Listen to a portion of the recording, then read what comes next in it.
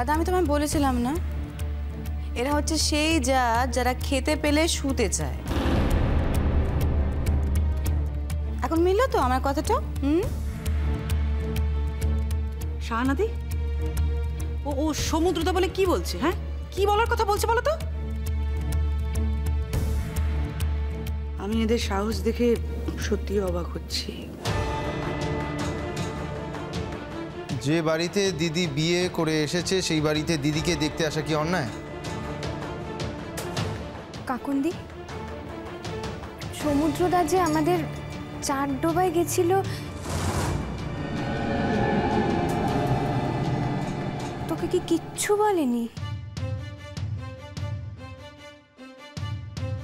কই না, আমাকে তো কিছু।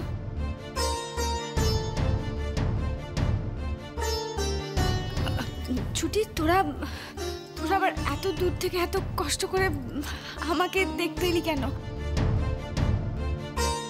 এই তো দেখ না, আমি এই বাড়িতে খুব ভালো আছি রে।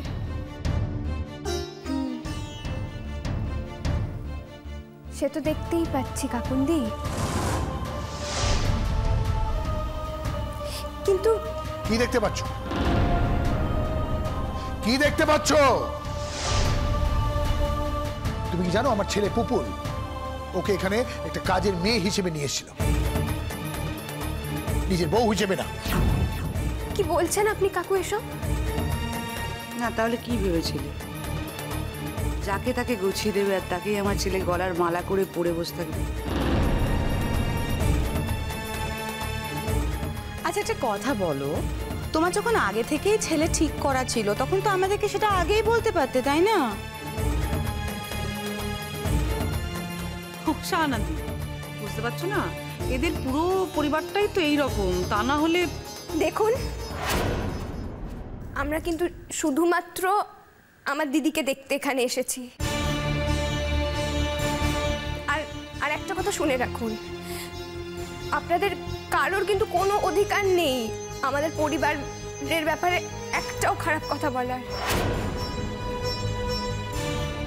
হ্যাঁ, সমুদ্রদা আমার আর সর্বজিতের জীবনটা নিজে হাতে সাজিয়ে দিয়েছে।